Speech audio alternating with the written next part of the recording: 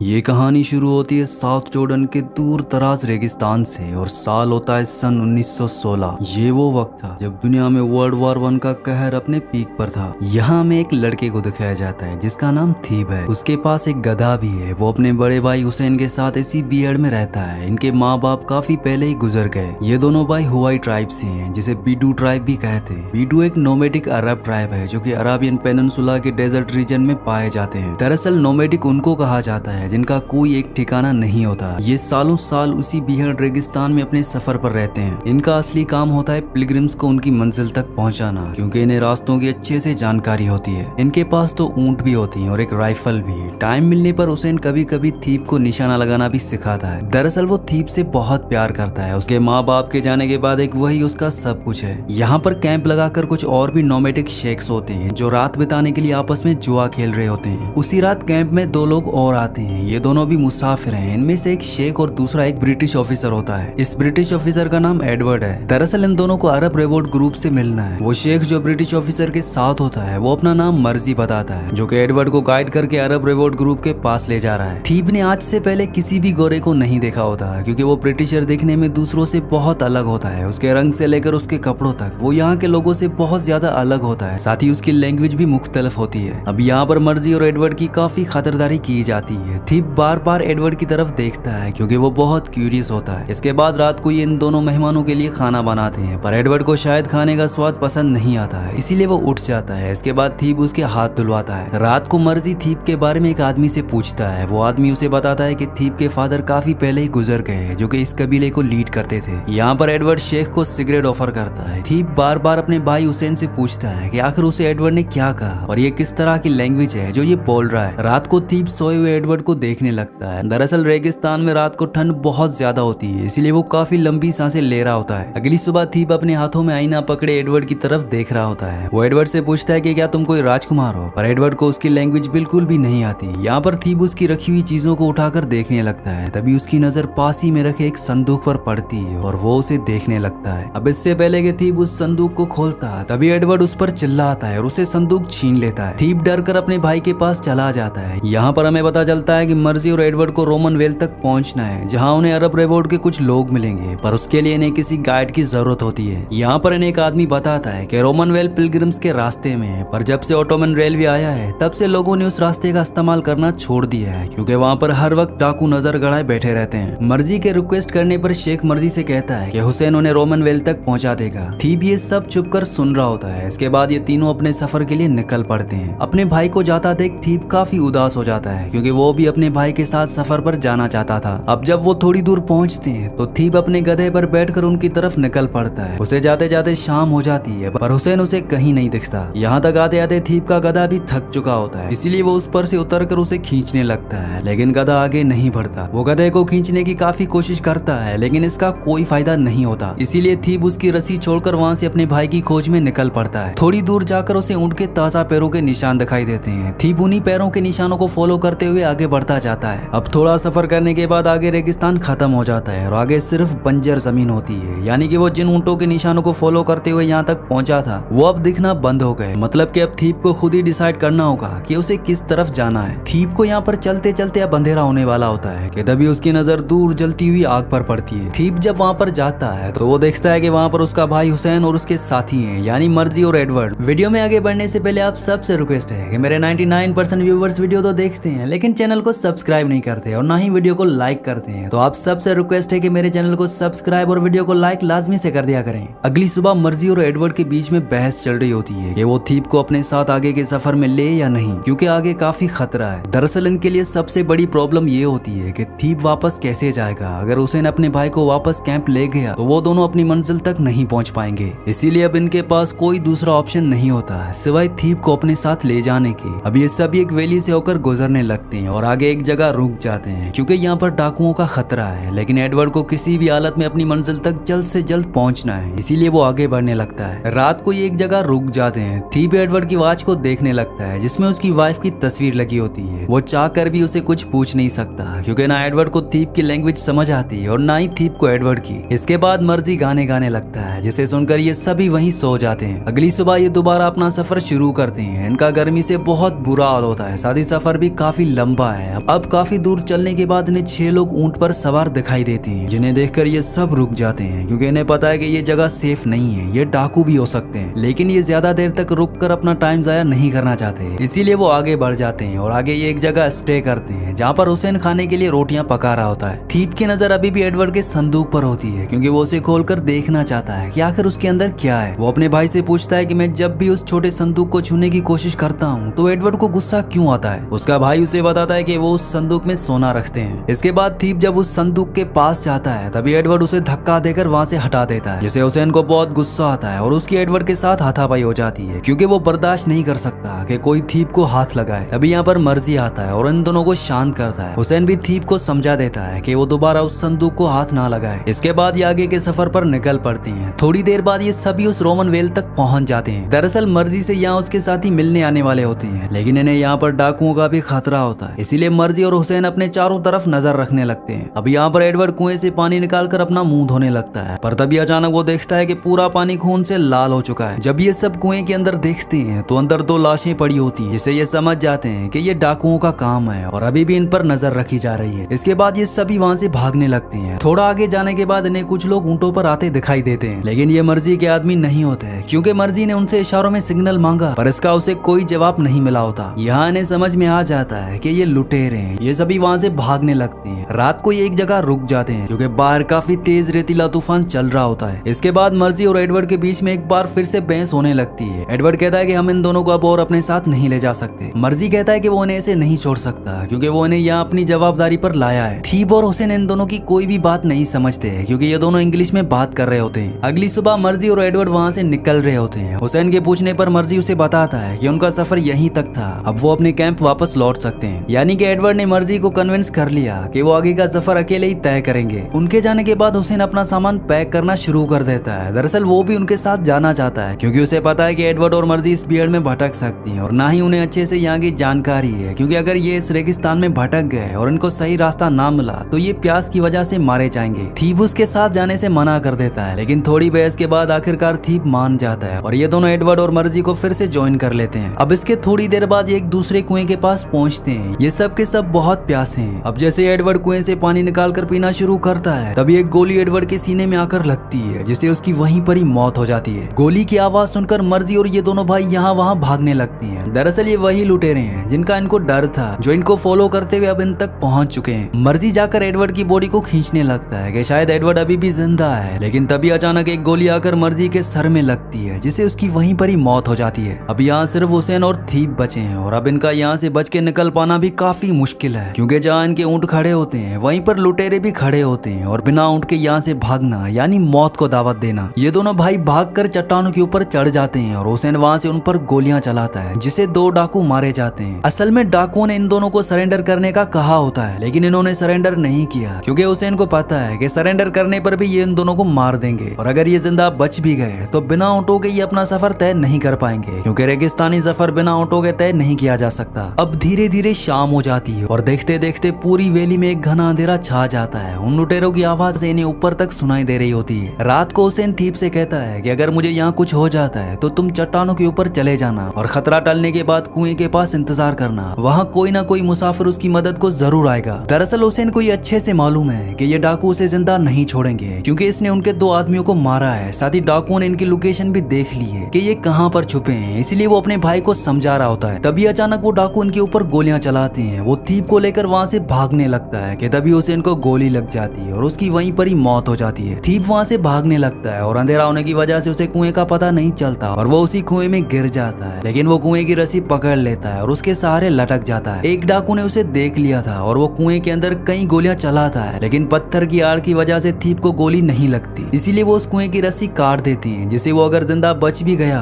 तो वो बाहर ना निकल पाए। थीप किसी तरह से चट्टान के सहारे कुएं में लटका रहता है। कुछ ही देर में सुबह हो जाती है। अब थीप कुएं से निकलने की कोशिश करता है और वो चट्टान के सहारे किसी तरह से ऊपर आ जाता है और थक कर कुछ देर वहीं लेट जाता है। काफी देर बाद थीप को होश आता है और वो अपने भाई को ढूंढने लगता है, लेकिन हुसैन की रात को ही मौत हो चुकी थी। उसकी बॉडी उसे कुछ ही दूर पड़ी होती है। थीप अपने भाई की लाश को देखकर बहुत रोता है, क्योंकि वो अपने भाई से बहुत प्यार करता था। वो अपने बड़े भाई के लिए यहाँ तक पहुंचा था, लेकिन अब वो इस दुनिया में नहीं है। थीप काफी देर तक अपने भाई की लाश पे लेटा रहता है और कुछ देर बाद वो उसे वहीं पर ही दफना देता है और एक बड़ा सा पत्थर लेकर उस पर रख देता है। थीप को वहाँ बैठे बैठे शाम हो जाती है। उसे वैली में अलग अलग तरह की आवाजें सुनाई देने लगती हैं। दरअसल ये आवाजें वहाँ रहने वाले जानवरों की होती हैं, जिससे थीप घबरा जाता है और एक चट्टान के ऊपर चढ़ जाता है। वो पूरी रात ऐसे ही डर के माहौल में गुजारता है। अगली सुबह थीप की जब आंख खुलती है तो वो नीचे आ जाता है। उसे बहुत ज्यादा प्यास लगी होती है, पर वो चाह कर भी पानी नहीं पी सकता क्योंकि उन लुटेरों ने कुएं की रस्सी काट दी थी। साथ ही वो सभी ऊंट और सामान को भी अपने साथ लेकर चले गए। अब थोड़ी देर बाद उसकी नजर सामने से आते हुए एक ऊंट पर पड़ती है। जब वो उस ऊंट के पास जाता है तो उस पर एक जख्मी आदमी होता है और ये आदमी कोई और नहीं बल्कि इन्हीं लुटेरों में से एक होता है। ये लुटेरा बेहोश होता है। थीप ऊंट को किसी तरह से नीचे बैठाता है और उस लुटेरे को नीचे गिरा देता है। तभी थीप देखता है कि उसके पास रस्सी है जिसमें वाटर बैग भी लगा हुआ होता है। वो उस रस्सी से पानी निकालकर अपनी प्यास बुझाता है। वो लुटेरा अब भी बेहोश होता है। थीप यहाँ से ऊंट को लेकर निकलना चाहता है, लेकिन उसे ऊंट की सवारी नहीं आती। वो काफी कोशिश करता है लेकिन वो ऊंट अपनी जगह से नहीं हिलता। यहाँ पर थीप उस लुटेरे के सभी थैलों को चेक करता है, जिसमें उसे एडवर्ड का वो संदूक भी मिलता है, जिसे लेकर थीप काफी क्यूरियस था। अब इसके बाद रात होने वाली होती है। थीप वहाँ पत्थरों से आग जलाता है क्योंकि रेगिस्तान में रात को ठंड काफी बढ़ जाती है। अगली सुबह जब थीप की नींद खुलती है तो वो देखता है कि उस लुटेरे को होश आ गया है। वो उसी की तरफ देख रहा होता है। दरअसल ये लुटेरा काफी जख्मी होता है, जिस वजह से वो चल नहीं सकता। थीप जब उसके पास जाता है तो वो लुटेरा उससे पानी मांगता है। थीप उसे वाटर बैग में पीने के लिए पानी देता है, लेकिन साथ ही वो डर भी रहा होता है कि कहीं ये लुटेरा उसके भाई की तरह उसकी भी जान न ले ले। असल में ये वही लुटेरा होता है जिसने रात को उसके भाई पर गोली चलाई थी, जिससे उसकी मौत हो गई। थीप उसकी गन छीनकर उसी पर ही पॉइंट कर देता है। थीप चाहता तो उसे यहीं पर ही मार सकता था, लेकिन वो ऐसा नहीं करता। वो लुटेरा उसे पकड़ने की कोशिश भी करता है, लेकिन वो वहाँ से भाग जाता है और मदद के लिए आवाजें देने लगता है, लेकिन इस बंजर इलाके में कोई भी नहीं होता। वो लुटेरा उसे चिल्लाकर बोलता है कि अगर तुमने भागने की कोशिश की तो मैं तुम्हें जान से मार दूंगा, क्योंकि यहाँ पर मैं ही हूँ जो तुम्हारी मदद कर सकता हूँ। थोड़ा सोचने के बाद वो वापस वहीं लौट आता है। रात को वो लुटेरा घिसटते हुए उसके पास आता है। वो थीप को यकीन दिलाता है कि उसे डरने की कोई जरूरत नहीं है, वो उसे कुछ नहीं करेगा। वो लुटेरा उसे अपना नाम हसन बताता है, लेकिन थीप को उस पर भरोसा नहीं होता है, इसीलिए वो उस पर गन पॉइंट करके रखता है। वो थीप से कई सवाल पूछता है। वो कहता है कि तुम यहाँ उस ब्रिटिश आदमी के साथ क्या कर रहे थे, लेकिन थीप उसके एक भी सवाल का जवाब नहीं देता। अगली सुबह जब थीप सो रहा होता है तो वो लुटेरा उसे बंदूक छीन लेता है, पर वो उस पर गोली नहीं चलाता। लेकिन थीप फिर से सो जाता है, यानी कि अब उसे इस लुटेरे पे भरोसा है कि वो उसे नुकसान नहीं पहुंचाएगा। कुछ देर बाद थीप रोटी बनाता है, जिसमें से आधी रोटी वो उस लुटेरे को भी देता है। साथ ही उसे वार्निंग भी देता है कि वो उसे धोखा देने की बिल्कुल भी कोशिश ना करे। इसके बाद वो लुटेरा खंजर की मदद से अपने पैर में लगी गोली को निकालने लगता है, लेकिन वो उसे निकाल नहीं पाता। इसीलिए वो थीप से मदद मांगता है। थीप किसी तरह से उसके पैर की गोली निकाल देता है। वो थीप को खंजर गर्म करके लाने को कहता है। साथ ही वो उसे गन भी वापस दे देता है कि अगर इन पर कोई मुसीबत आ जाए तो वो उसका सामना कर सके। इसके बाद वो गर्म खंजर को अपनी चोट पर लगाता है, जिससे वो एक बार फिर से बेहोश हो जाता है। थीप वहीं बैठकर उसके होश में आने का इंतजार करता है। कुछ ही देर में उसे होश आ जाता है। उसके पास एडवर्ड के सिगरेट और लाइटर भी होते हैं। यहाँ पर हमें पता चलता है कि इसके लुटेरे साथियों ने उसे धोखा दिया। वो उसे जख्मी हालत में छोड़कर यहाँ से चले गए। अगले दिन ये अपने सफर पर जाने की तैयारी करते हैं। थीप अपने भाई से आखिरी अलविदा कहता है। इसके बाद वो ऊंट पर उस लुटेरे के साथ बैठकर अपने सफर पर निकल पड़ता है। इन्हें सफर में चलते चलते रात हो जाती है। यहाँ पर रात का अंधेरा होने के बावजूद भी सब कुछ साफ दिखाई दे रहा होता है। ये वेस्ट की तरफ अपना सफर जारी रखते हैं। अगली सुबह ये खुद को ऑटोमन रेलवे के ट्रैक पर पाते हैं और वो उसी ट्रैक को फॉलो करते हुए रेलवे स्टेशन की तरफ आगे बढ़ने लगते हैं। वो लुटेरा उसे बताता है कि यही रेलवे ट्रैक उनकी बर्बादी की वजह है, जो कि अंग्रेजों ने बनाया है। इस रेलवे का इस्तेमाल पिलग्रिम्स और ऑटोमन सोल्जर्स करते हैं। जो सफर ऊंटों पर महीनों में तय किया जाता था, अब वो सफर एक हफ्ते में तय किया जा सकता है। अब वहाँ पर इन्हें कुछ अरब रेवोल्यूशनरीज मिलते हैं जो कि ऑटोमन्स के खिलाफ लड़ रहे होते हैं। ये सभी एक ब्रिटिश ऑफिसर की तलाश कर रहे होते हैं, जिसके साथ मिलकर इन्होंने रेलवे स्टेशन पर अटैक का प्लान किया था। दरअसल वो ब्रिटिश ऑफिसर और कोई नहीं बल्कि एडवर्ड होता है, जिसकी अब मौत हो चुकी है। ये उससे पूछते हैं कि तुम कौन हो। हसन यानी कि लुटेरा इनसे झूठ बोलता है। वो कहता है कि मैं एक गाइड हूँ जो मक्का जाने वाले मुसाफिरों को सही रूट दिखाता हूँ। वो उसे पूछते हैं कि मुसाफिर कौन है, तो वो बताता है कि उसके पीछे बैठा लड़का ही मुसाफिर है। लेकिन वो उसे बताते हैं कि मक्का बिल्कुल उसकी उलट तरफ है, तुम गलत रास्ते से सफर कर रहे हो। यहाँ पर उसके पास जो ब्रिटिश गन होती है वो उसे देख लेता है, जिसे इन्हें इन पर शक हो जाता है। हसन इन्हें बताता है कि ये गन उसने इजिप्ट से खरीदी थी, लेकिन वो उसका यकीन नहीं करते। वो इस बारे में थीप से पूछते हैं कि क्या उसने किसी ब्रिटिश ऑफिसर को यहाँ आसपास देखा है, लेकिन थीप इस बात से साफ इनकार कर देता है। इसके बाद ये अरब रिवोल्ट ग्रुप के लोग अपने रास्ते चले जाते हैं। रात को ये दोनों एक जगह स्टे करते हैं। हसन थीप को अपने सफर से जुड़े कई किस्से सुनाता है। वो कहता है कि वो पूरा अरब वर्ल्ड घूम चुका है। थीप अब हसन के साथ खुद को सेफ महसूस करता है, लेकिन उसे अपने भाई की मौत का बहुत दुख है। अगली सुबह एक बार फिर से उसी ट्रैक को फॉलो करते हुए आगे बढ़ते हैं। वहाँ पर काफी अरब रिवोल्ट्स की लाशें पड़ी होती हैं, जो ब्रिटिशर्स के साथ मिलकर ओटोमन एम्पायर से जंग लड़ रहे थे। कुछ देर बाद वो रेलवे स्टेशन पहुंच जाते हैं। हसन अपनी गन को ऊंट के थैले में रख देता है और थीप को वहीं बाहर इंतजार करने को कहता है। अंदर वो ओटोमन ऑफिसर से मिलने जाता है। थीप भी उसके पीछे जाता है। हसन उस ओटोमन ऑफिसर को कुछ सामान देता है जो कि एडवर्ड का कीमती सामान था, जैसे कि उसकी वॉच, कुछ दस्तावेज और साथ ही वो लकड़ी का बॉक्स, जिसको खोलने के लिए थीप क्यूरियस था। जब वो ऑफिसर उस बॉक्स को खोलता है तो वो देखता है कि अंदर एक डेटोनेटर है, यानी कि उस बॉक्स में एक तरह का डायनामाइट था जिसे वो रेलवे ट्रैक को उड़ाने वाले थे। और ये बॉक्स लेकर एडवर्ड अरब रिवॉर्ड के पास जा रहा था, लेकिन उसे आने में देर हो गई, जिस वजह से सभी सोल्जर्स मारे गए। एडवर्ड थीप को इसलिए बॉक्स छूने नहीं दे रहा था क्योंकि इसमें एक डायनामाइट था। जब वो ऑफिसर उसे पूछता है कि ये सारी चीजें तुम्हें कहां से मिली, तो हसन एक बार फिर से झूठ बोलता है। वो कहता है कि ये सब उसने इजिप्ट से खरीदा था। अब इस सामान के बदले वो ऑफिसर उसे चांदी के सिक्के देता है। वो ऑफिसर थीप को भी अपने पास बुलाता है। वो उसे एक चांदी का सिक्का देना चाहता था, लेकिन हसन उस ऑफिसर को मना कर देता है और कहता है कि ये मेरा बेटा है। यहाँ पर थीप को पता चलता है कि हसन कितना मक्कार और धोखेबाज किस्म का इंसान है। वो ऑफिसर फिर भी थीप को सिक्का देना चाहता है, लेकिन थीप सिक्का लेने से मना कर देता है और सभी सिक्के हसन ले लेता है। इसके बाद थीप बाहर आकर ऊंट के थैले से गन निकालता है और हसन के बाहर आने का इंतजार करता है। हसन सिक्के गिनते हुए बाहर आता है और जब वो सामने देखता है तो थीप उसकी तरफ बंदूक ताने खड़ा होता है। हसन समझ जाता है कि इस बार उसकी मौत पक्की है और तभी थीप उस पर गोली चला देता है और हसन की वहीं पर ही मौत हो जाती है। दरअसल थीप अपने भाई की मौत के सदमे से अभी तक उबर नहीं पाया था, इसीलिए वो हसन को मारकर अपने भाई की मौत का बदला ले लेता है। जब वो ऑफिसर बाहर आता है तो थीप उसे बताता है कि इस आदमी ने उसके भाई को मारा था। इसके बाद वो ऑफिसर थीप को वहां से जाने का कहता है। वो उस ऊंट पर सवार होकर उस पीहड़ में निकल पड़ता है। उसे कुछ नहीं पता कि वो किस तरफ जाए। वो अपने कैंप भी नहीं लौट सकता क्योंकि वहां भी अब उसका कोई नहीं है। वो सामने बड़े रेगिस्तान की तरफ देखने लगता है और इसी सीन के साथ इस कहानी का एंड हो जाता है। अगली कहानी आप किस मूवी पर सुनना चाहते हैं मुझे नीचे कमेंट्स में जरूर बताना, और अगर ये वीडियो आपको पसंद आई हो तो इस वीडियो को लाइक लाजमी से कर देना और चैनल को भी सब्सक्राइब कर देना।